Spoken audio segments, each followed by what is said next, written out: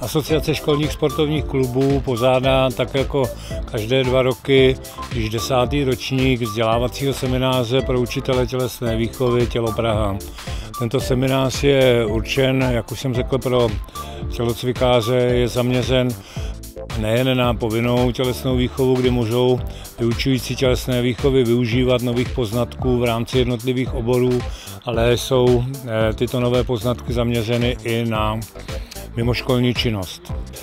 Chtěl bych říct, že se nám podařilo zajistit nabídku poměrně značného množství vzdělávacích aktivit v rámci tělesné výchovy a že téměř 200 účastníků tohoto semináře bylo s nabídkou spokojeno a mělo díky příznivému počasí možnost se věnovat i aktivitám ve venkovním prostředí, včetně výuky sjíždění na Trojského kanálu.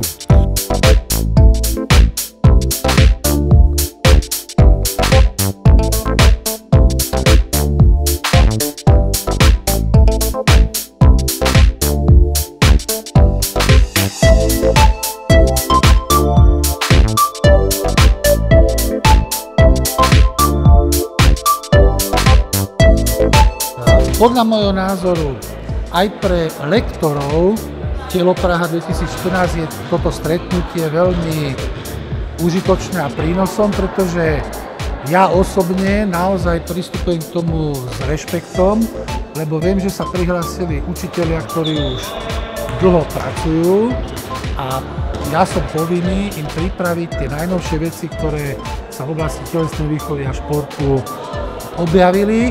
A musím im to pripraviť tak, aby to bolo vhodné a jednoduché realizovať v praxi. Připravuješ ručičku před tím zrcadlem. Dělej!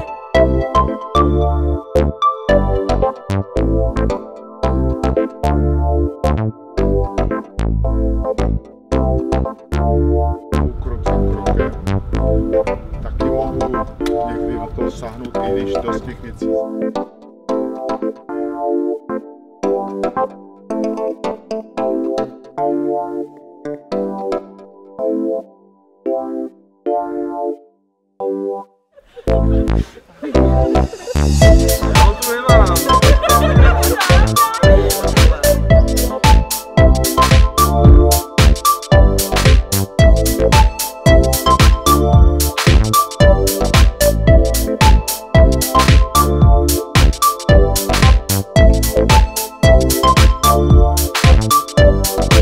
Letošní seminář se, dá říci, opět vydařil. Já věřím, že počasí vydrží i v těch dalších dnech, kdy bude seminář pokračovat a že všichni účastníci využijí těch poznatků k těm účelům, ke kterým je seminář určen.